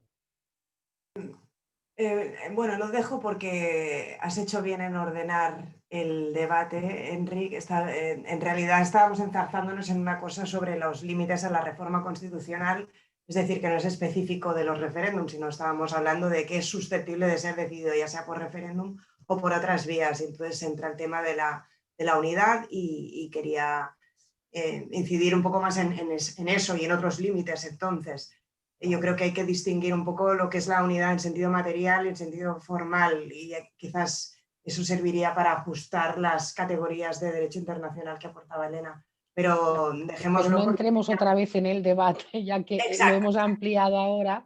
Charo, tú has pedido la palabra cuando quieras. Sí, bueno, muchas gracias por las intervenciones. Lo mío son más dudas, son más conexiones con otros temas, pero evidentemente no me voy a ir al referéndum, te lo prometo, Enriqueta, pero sí que creo que guarda conexión. La primera es, yo quería preguntaros por el grado de retroalimentación, implementación, la efectividad de la guía que ha hecho la Comisión de Venecia, porque ya sé que esto es un tema más genérico, efectivamente, pero yo lo pregunto por el tema concreto. ¿Cuál es la aplicabilidad o cuál es el diálogo que la Comisión en ese sentido ha mantenido con los países? ¿Cuál es la receptividad, por decirlo de alguna manera? Porque habéis dicho cuestiones muy interesantes que exigirían grandes reformas. A lo mejor no grandes reformas explícitas, pero sí grandes cambios actitudinales como el que decía Eva de los partidos políticos. Esa era la primera cuestión, porque me temo que a veces falta diálogo, falta esa conectividad. A mí la segunda cuestión que me preocupa bastante es la del uso de los partidos políticos de los instrumentos contramayoritarios. Estáis hablando de la participación de los partidos, yo coincido, claro, se ve clarísimamente, Eva, cuando tú has comentado que en España el referéndum está enfocado, ¿no?, en clave electoralista prácticamente, y yo creo que son instrumentos completamente, efectivamente, como tú has dicho, instrumentos completamente distintos. Has hablado de la financiación, darles una financiación por igual, a mí también me parece lo más equitativo, pero no sé si habría que ir, y no sé cómo de verdad, más allá, porque es que creo que ni siquiera la campaña electoral debería ser un instrumento de los partidos políticos. No sé Ya os digo que tengo más dudas que respuestas. Igual que pienso, y no tiene nada que ver, pero igual que pienso que a las manifestaciones no deberían acudir los partidos políticos. No sé cómo se debería regular y me da la impresión de que las guías no pueden dar tantas respuestas. Quizá lo que estamos planteando es un replanteamiento del rol de los partidos políticos y un funcionamiento democrático mucho más respetuoso con los instrumentos participativos que son de la ciudadanía, no de los partidos. Esto yo creo que exigiría un análisis muy, muy específico y a lo mejor una guía específica. Y la tercera cuestión, no me voy a ir, Enriqueta, lo prometo, al tema del secesionismo, pero sí que simplemente diría hasta qué punto, porque a mí hay una cuestión que, bueno, que me preocupa, ¿no? Cuando Eva ha dicho, bueno, cuando se plantea un referéndum, ¿cuál es el rol? La pregunta sería el rol de ese referéndum secesionista. Es que a lo mejor, ciñéndolo a ese tema y dejándome, porque bueno, me plantean muchísimas dudas el tema de que los constitucionalistas, que las secesiones deben ir por la vía de los hechos y los constitucionalistas no podemos entrar en esa materia. Eso me plantea muchas dudas, pero no me quiero ceñir a ese debate, pero sí que os pregunto, a lo mejor lo que hay que reivindicar de alguna manera es que ese referéndum que tenga que ver con cuestiones territoriales se enmarque en unos perfiles muy, muy limitados. A lo mejor el referéndum, lo que quiero decir es que es un instrumento de alcance muy, muy limitado cuando se trata de hablar de un proceso de transferencia de soberanía. A lo mejor lo que hay que hacer es sacarlo de ese rol, de alguna forma. Gracias, Charo. ¿Queréis intervenir, Josep María o Eva? ¿O paso la palabra a Daniel? Para lo primero que planteabas, y ahí Sí. lo de la retroalimentación, o sea, a nivel previo, la retroalimentación fue a través del cuestionario que se envió por todos los países, es decir, por los miembros de la comisión, que son básicamente profesores de Derecho Constitucional, Internacional o Ciencia Política, o a veces algún juez constitucional o altos funcionarios, que enviaron el cuadro de situación y valoración en cada país. Esto es un elemento que se tuvo en cuenta a priori. Ahora yo, por ejemplo, estoy tomando nota de todo esto y, digamos, de forma material, no es un papel formal, pero sí que os aseguro que si continuamos ahora con el memorándum explicativo, algunas de las ideas que ha sacado Eva y que habéis sacado vosotros, yo las voy a tener en cuenta. Por tanto, ya sé que es una cuestión material. Yo, no obstante, ahí quiero, hablo por mí mismo, o sea, yo no estoy de acuerdo con cada cosa que está en la guía. Y, por ejemplo, yo hay un tema que desde que estoy ahí siempre machaco, evidentemente sin ningún éxito, que es lo de los quórums. Yo creo que hay que respetar más digamos, el margen de apreciación nacional, que en algún momento se cita, y hay un momento en que se habla ahora, que no estaba antes, de que pueden haber mayores limitaciones por parte de los estados, aparte de las limitaciones de acuerdo con pues, el Tribunal Europeo de Derechos Humanos y tal. Es decir, yo creo que hay tradiciones constitucionales. Pensemos otra vez en la italiana, donde el quórum en el referéndum abrogativo es un elemento consustancial para evitar cualquier cosa, ¿no? Y que luego se puede flexibilizar, como se han hecho en algunas regiones, no, pero ahí hay un quórum del 50 más 1 de participación.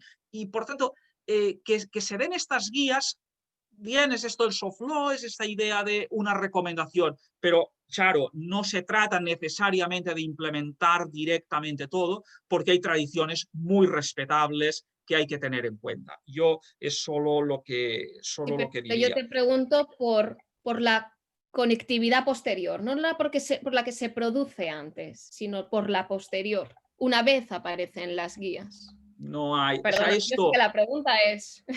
Yo no sé qué pasará con esto, porque esto acaba de ser aprobado. Lo que pasó en el 2007 fue, y lo que luego ha pasado, por ejemplo, con el Estado de Derecho, con el checklist sobre el Estado de Derecho y sobre otras materias, es que otros órganos del Consejo de Europa lo adoptan o aprueban. Por ejemplo, esto, en la versión anterior de las buenas prácticas del 2007, lo aprobó el Comité de Ministros, y por tanto era una forma de que si los ministros de cada estado lo hacían propio, tuviera más eficacia. Segundo, lo adoptó el Consejo de Autoridades Locales, el Congreso de Autoridades Locales. Porque fijaros que, por ejemplo, en estas guías, aunque tengan una pretensión general, en el fondo se centran en los referéndums nacionales y dice que hay unas adaptaciones a hacer cuando se trata de locales o regionales. Lo cual es como una contradicción aparente, porque por un lado, donde más referéndums hay es a escala local y regional, y en cambio esto toma como el punto de partida y donde se fija más es a escala nacional, que hay menos. Pero también es verdad que son los más relevantes, porque muchas veces son los que se tratan pues, de reformas constitucionales y de esto. Es ahí por donde... Por tanto, no hay un mecanismo, digamos, Charo, institucionalizado de implementación o de diálogo estructurado. Lo que sí hay son estas formas de que el Consejo de Europa lo va haciendo suyo, la misma Asamblea Parlamentaria y tal, y por esta vía, digamos, va filtrando. Yo muy brevemente, comentarios a lo que ha comentado Charo. A ver, yo de cara a futuro creo que en España no va a haber ningún tipo de receptividad, porque evidentemente nuestro debate en torno al referéndum siempre está contaminado por el tema del referéndum secesionista, y a eso también podemos sumar el tema del referéndum de la monarquía-república, que eso también todavía empozoña más cualquier debate que podamos hacer racional sobre la posibilidad de hacer una regulación diferente del referéndum. Respecto al papel de los partidos políticos, fíjate, es que yo siempre he entendido el referéndum y yo entiendo que tendría que ser como un elemento de control externo a los partidos políticos. Pero eso no impide que los partidos políticos vayan a ser protagonistas en una campaña de referéndum. Es que va de suyo. En Suiza son los partidos políticos, pero por una razón simplemente porque ellos tienen los medios para organizar más. Pero eso en ningún caso tiene que impedir que organizaciones externas a los partidos políticos puedan también participar, porque si entiendo que el referéndum debe funcionar, la funcionalidad que debe tener un referéndum en democracias representativas es fundamentalmente de control externo a lo que son hoy los protagonistas absolutos, que son los partidos políticos, es fundamental que en una regulación del referéndum se permita la entrada de otras organizaciones sociales, pero evidentemente no se puede impedir la participación de los partidos políticos. Y claro, es que el tema de la secesión que has planteado es que el problema es la autodeterminación, el problema es la secesión, no tanto el medio. Lo que pasa es que nosotros hemos relacionado el referéndum secesionista como el gran problema, pero igualmente problemático va a ser la secesión o la independencia tomada por una decisión parlamentaria, y ahí tenemos el Brexit británico. Entonces, igual de problemático constitucionalmente va a ser un referéndum secesionista que una decisión parlamentaria que ratifique una secesión. O sea, que es que en ese sentido no es tanto... El referéndum al final solamente es una vía de participación, es un instrumento. Y has comentado, Josep María, lo del quórum. Yo fíjate, yo estoy aquí de acuerdo con la Comisión de Venecia con el tema de la no exigencia del quórum, porque comentas lo del quórum italiano y a raíz de la exigencia del quórum italiano, ¿en qué consiste? ¿Qué es lo que hacen los partidos políticos? En lugar de entrar en la deliberación racional y en lugar de entrar en razonar el apoyo o la oposición a una cuestión concreta, lo que hacen es incentivar la no participación de los italianos. A mí eso no me parece que sea lo adecuado, simplemente. Pero fíjate que esto lo probó Craxi, siendo cuando dijo aquello de tutti al mare, en lugar de ir a votar, que se fueran a la playa. Claro. Y no le salió bien, porque en aquel momento, digamos, bueno, cuando la gente está concienciada y tal, la gente va a votar. Es decir, los partidos son una parte de la ecuación, la otra parte es cómo la ciudadanía está de activa y tal. Y la paradoja, el único que ha triunfado en Italia con esta campaña fue el cardenal Ruini en los referéndums sobre la fecundación in vitro. Cardenal Ruini con una cabeza política impresionante, que él vio la importancia de esto. Por tanto, en el caso, digamos, donde esto realmente fue al final, no fue motivado por los partidos, sino fue motivado por un actor relevante social en Italia. Yo entiendo lo que estás diciendo, y es lo que se ve, pero tampoco se puede olvidar que si queremos que el referéndum no sea solo algo consultivo, estamos hablando de referéndums abrogativos de leyes, que ahí se exija una participación, una implicación de la ciudadanía. Ahora me voy a contradecir conmigo mismo para que no oculte nada. También sabemos que en los referéndums de reforma constitucional en Italia no exigen este quórum, que es como algo aún más contradictorio, ¿no? Sí. Yo, el día que se exija un quórum para unas elecciones, que se exija también para el referéndum, es que es lo mismo. Nosotros, te aseguro, acabamos de tener elecciones al rectorado. Es que nunca podríamos elegir a nadie porque es que no conseguimos nunca el quórum. Y por eso que son menos válidas, pues no, oye, que participe quien quiera. Bueno, esto es otra conversación, gracias. A ver, Daniel López, ¿tienes algo que aportar, algún comentario? Sí. Daniel sí. me ha avisado que no tiene cámara, pero Sí, por ¿me tanto escucháis? no lo veremos. Sí, adelante, Daniel. Sí. Lamento no poder dar la cara, pero en este portátil no tengo cámara, solamente el micrófono y por tanto debo hablar así. Yo quería volver muy rápidamente sobre el tema de la financiación. Yo también estoy de acuerdo en que las dos grandes partes de la campaña, los partidarios y los detractores, deben tener el mismo acceso a la financiación pública, una cantidad global que sea equitativa. Conocía el ejemplo británico. Lo que ocurre es que en el ejemplo británico, según creo, aunque no soy ni mucho menos experto, creo que hay un predominio de financiación privada. La última cifra que me viene a la cabeza es del referéndum del Brexit, creo, o del de Escocia, no recuerdo, donde la cantidad global que recibía cada una de las partes, el sí y el no, o el leave y el remain, era de 600.000 libras, una cantidad muy bajita. Entonces, con un predominio mucho más fuerte de la financiación privada. Creo que en este punto la guía introduce una novedad, al menos creo que es una novedad relevante, que es que se establece la posibilidad de límites a las donaciones individuales. Creo que es nuevo al menos. Pero mi pregunta muy concreta y muy rápida es si creéis que además de darse una misma financiación a las dos grandes partes, también debería haber en este tipo de modelos donde la financiación privada es más importante, algún tipo de límite o de tope de gasto, de tal manera que se garantice que las dos grandes partes no puedan gastar más de X dinero teniendo en cuenta su mayor o menor acceso a la financiación privada, ¿no? Esa es la pregunta. Gracias, Daniel. Sí, yo creo que respecto a lo que has planteado, el tema de la financiación pasa exactamente igual que con las campañas electorales y con los partidos políticos. Entonces, en los sistemas donde se permite la financiación privada, es mucho más efectivo la limitación de gastos que la limitación de financiación. Entonces, sería igual. Es decir, a mí me parecería mucho más efectivo establecer una limitación de gastos en campaña electoral que una limitación de donaciones. Me parece que es mucho más efectivo. Y para añadir otra cosa que va junto con esta, que se añade, es la prohibición de la participación de organizaciones extranjeras. Que esto tiene que ver con la presencia rusa, que tiene que ver también con la infiltración en las campañas de todo esto, lo cual también es difícil, pero viene motivado por esta novedad, digamos así.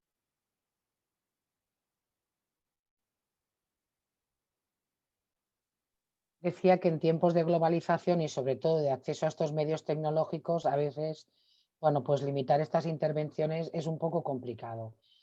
Yo, si no hay ninguna palabra, de entrada no veo. A ver, yo estoy absolutamente me permitiréis que yo haga un breve comentario, porque yo estoy absolutamente de acuerdo con uno de los aspectos que decía Eva, y es el tema de por qué no se refleja más la participación civil en las campañas, aunque esté reflejada de una forma un tanto soslayada, ¿no?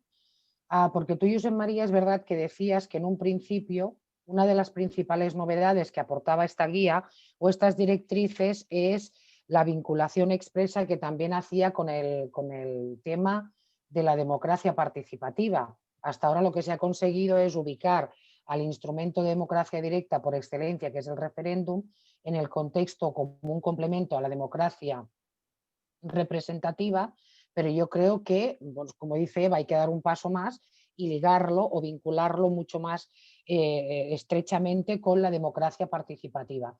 Y entonces es algo que me sorprende porque la Comisión de Venecia se ha pronunciado en algunas ocasiones sobre la participación de la sociedad civil en el proceso de decisiones. Hubo un código de buenas prácticas en el 2009 y creo que el Comité de Ministros ha hecho alguna actualización o se ha pronunciado también alguna cosa en el 2018. Entonces, bueno, yo creo que será uno de los temas pendientes, ¿no? Si en un futuro se pueden actualizar otra vez estas directrices, porque yo creo que sería bastante interesante. La mediación de los partidos es evidente que es necesaria quizás, pero claro, dependiendo del tipo de referéndum que haya, hombre, la participación civil es mucho más necesaria que los partidos, porque si los partidos son un elemento esencial para la participación, a nadie se le escapa que muchas veces puede contaminar más una campaña de referéndum, pues lo que tú has dicho, es decir, en Italia, o vosotros habéis dicho, en Italia algunos partidos propugnaban que la gente no fuera a votar, ¿no? Entonces, a veces puede contaminar más que favorecer una campaña sobre referéndum. Y después es otra cosa que, claro, al hilo de lo que le decía Charo, de la conectividad, del diálogo, o qué tipo de repercusiones podría tener esas directrices. Hombre, yo creo que si nosotros nos analizáramos en nuestro interior nuestra ley de referéndum, es que, no sé, quizás es ya algo necesario que se vaya tocando para adaptar dentro de lo que es nuestro marco constitucional, al menos sin propugnar ahora grandes cambios, que sería necesario algún ajuste en el tema del referéndum, quizás, pero hombre, reformar nuestra ley de referéndum puede ser una cosa ya acuciante a la vista de lo que son estas nuevas directrices, porque si más no, un poco obsoleta se está quedando, ¿eh?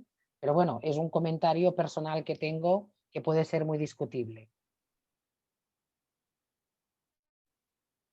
Yo no lo discuto, ¿eh? No, parece que os he dejado a todos sin sentido. La regulación está totalmente obsoleta, pero me temo que el Congreso no está en ello, ¿eh? Yo una pregunta, si me permitís. No he pedido la palabra porque no sé cómo se levanta la mano. Una de las recomendaciones que se establecen cuando se analiza justamente el carácter complementario de este mecanismo, que es el referéndum, Eva, y tú has hecho referencia, la compatibilidad entre una iniciativa popular de referéndum y la contrapropuesta parlamentaria. ¿Cómo juega eso respecto a la exigencia de quórums? ¿Sí? Y respecto a la financiación de partidos de las dos propuestas y de las dos posiciones. Claro, llega un momento en que efectivamente eso da de sí cuando solo tienes dos alternativas muy claras, pero cuando tú conjugas 2 más 2, 4, ¿no? ¿Cómo articulas, ¿no? Porque si tú partes de la premisa de efectivamente garantizar esa compatibilidad, bueno, ¿cómo se puede hacer, ¿no? Factible ese aspecto?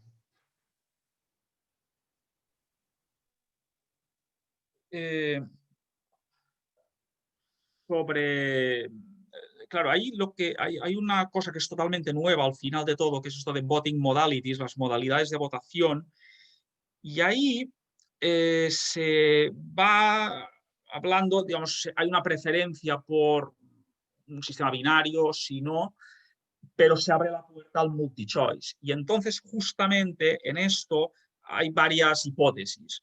¿Qué pasa cuando hay varios que obtienen mayoría? Y entonces dice, bueno, pues el que tenga más mayoría. La otra cuestión es cuando ninguno tiene mayoría. Recordad los casos de Puerto Rico, por ejemplo, y entonces como no tienen mayoría, pues el referéndum no sirve para nada. O sea, es un hecho cierto que todo lo que sea al final propiciar una solución binaria me parece mejor, porque pensar en que puedan haber varias mayorías, pues puede darse. Luego, bueno, el caso chileno es otro ejemplo de esto, porque ahí lo que se decía era que al haber dos preguntas, que se pueda votar a las dos. O sea, tú puedes votar que no quieres la reforma en la primera y a la segunda decir qué modalidad de procedimiento, en este caso si convención o convención mixta. Y en Chile se resolvió, como dice igual la comisión, de que, bueno, se ha de poder votar en todas las preguntas. porque quizás es la solución más fácil, porque lo otro podrían haber un montón de votos nulos. O sea, yo veo ahí desde este punto de vista, lo veo así, ¿no? Esther, la verdad es que, claro, efectivamente, en el momento en el que la respuesta ya no es binaria, todo lo que es la regulación se complica. Pero lo que planteas el tema de la financiación, a mí que se me ocurre así de repente, hombre, a mí lo más justo se me ocurre es dividir la financiación en partes iguales, a favor en contra de la propuesta ciudadana, a favor en contra de la contrapropuesta parlamentaria. Claro. Y ya está. Se me ocurre así, ¿eh? Pero probablemente habrá, claro, una vez que te pones a regular concretamente todos los supuestos, efectivamente, en el momento que hay varias opciones, la regulación se complica, ¿eh? Guillermo, tú has levantado la mano, pero no sé si quieres decir algo o... Yo sí, digo algo, sí, gracias, vale, perdón. Gracias. Bueno, yo quería decir algo. El tema de la reforma legislativa, yo creo que no sé si conocéis aquí que hay alguna propuesta, ¿no?, de reforma un poco más articulada, ¿no? Pero yo creo que ahí deberíamos meternos, ¿no? Porque ya son muy antiguas las leyes y efectivamente yo aquí creo que la doctrina es unánime, ¿no?, en puntos críticos, ¿no? Lo plantea José María si se lo plantea como parte del proyecto, ¿no?, hacer algo más concreto de propuesta, ¿no? Y el tema de, hombre, yo lo veo esto como una manera de compensar sin ir en contra, ¿no? Como le gusta decir a José María, sin ir en contra de la democracia representativa tampoco, pero yo una forma de compensar los excesos a que se ha llegado con la democracia representativa. Entonces yo creo que de cara a financiación, lo más justo, yo creo que con la naturaleza del referéndum, ¿no? El más acorde con la naturaleza del referéndum debería ser una proporcionalidad al revés, digamos, o sea, favorecer más a la ciudadanía, porque los partidos ya tienen su monopolio prácticamente en la práctica y sus medios para decidir, ¿no? Esto es un mecanismo alternativo, ¿no? Yo creo que en ese sentido parece más lógico el favorecer, compensar un poco al tema cómo se reparte. Bueno, ya es más complicado, ¿no? Pero por lo menos yo creo que ya los partidos tienen sus financiaciones, sus cauces de financiación. No creo que añadir otro fuera acorde con lo que es la naturaleza del referéndum, ¿no?, de compensación, ¿no?, de las dos formas clásicas de participación política, ¿no? Bueno, gracias. Gracias, Guillermo. Bueno, yo en vista a la hora que es, son prácticamente un poco algo menos cuarto. Yo no sé si decirle, abusar un poco más de vosotros, Josep María y Eva, por si queréis hacer alguna consideración final, o si no hay más comentarios, no hay más participaciones, quizás siendo viernes lo podríamos dejar aquí, ¿no? Pero a mí me gustaría alguna idea vuestra conclusiva, a modo siquiera de titular o algo que pueda condensar un poco a las diversas observaciones y vincularlas con vuestras propias intervenciones. No sé. Bueno, vosotros, es que ya sabéis, yo creo que el referéndum sería un instrumento potentísimo de control de la democracia representativa, pero yo la verdad es que en ese sentido soy muy escéptica respecto a lo que se vaya a hacer en un futuro próximo respecto a esta materia. Yo soy optimista respecto a esta figura, las posibilidades que tendría respecto a muchas deficiencias que tiene la democracia, eso sí, con una regulación adecuada, y para eso tenemos la experiencia comparada y podemos ver lo que funciona y lo que no funciona, y para eso está también la guía de la Comisión de Venecia. Pero vamos, yo soy muy escéptica con la aplicación de las propuestas que hace la Comisión de Venecia en un futuro en España, o de una adecuación o una reforma de la regulación del referéndum aquí en España, siendo que es sería muy necesaria. Sí. Josep María, ¿quieres...? Yo creo que al final no hay que perder la perspectiva. ¿A quién sirve más este tipo de guías?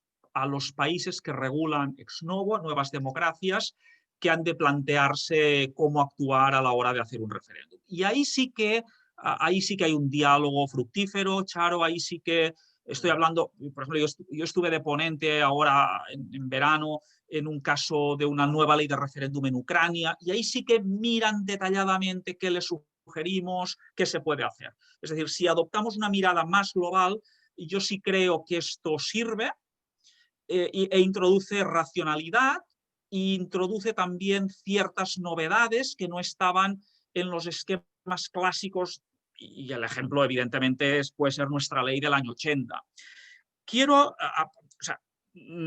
Conjugado con las precauciones en tiempos populistas, que es el gran ausente literalmente, pero que no se puede entender todas las precauciones, la financiación de la campaña, el abuso por parte de autoridades gubernamentales de su presencia en el referéndum. Y ya veis, lo habéis citado, en el caso del referéndum catalán ilegal, pues esto fue absolutamente dominante, cómo utilizaron el espacio público, cómo utilizaron los medios, la financiación para... Es decir, ahí toma en cuenta muy estas realidades populistas para introducir ahí ciertas garantías, sea por el órgano supervisor, sea por unos principios. Tal. Entre las novedades, por ejemplo, una que estaba en la ley catalana, que fue declarada inconstitucional. En la ley catalana no me refiero a la del referéndum de secesión, a la de las consultas por vía de referéndum.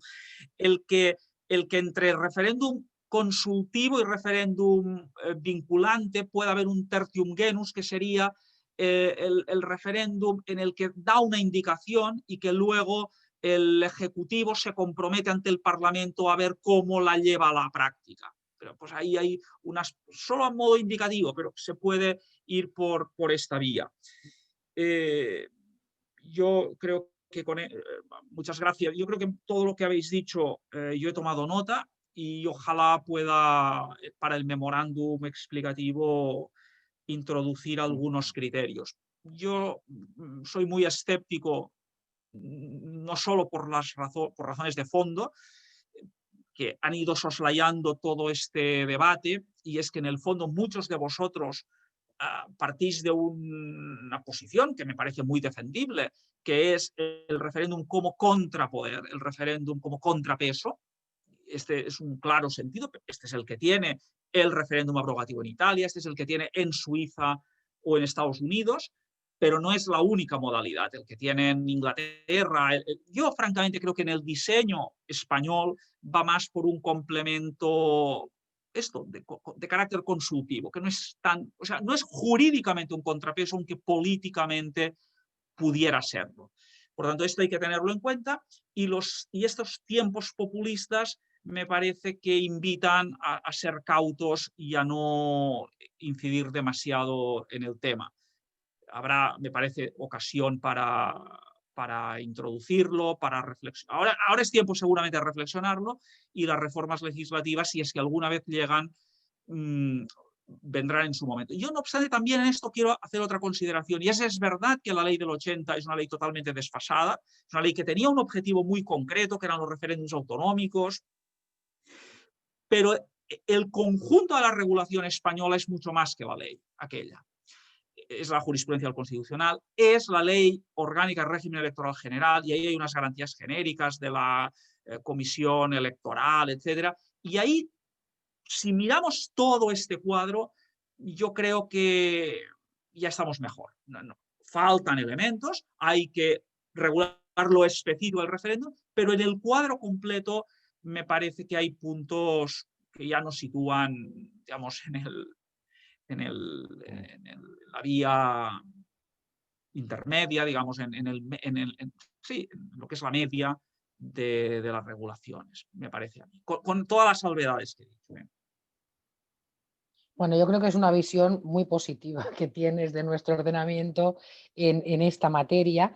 Desde luego, ocasiones no nos van a faltar para reflexionar sobre diversos temas.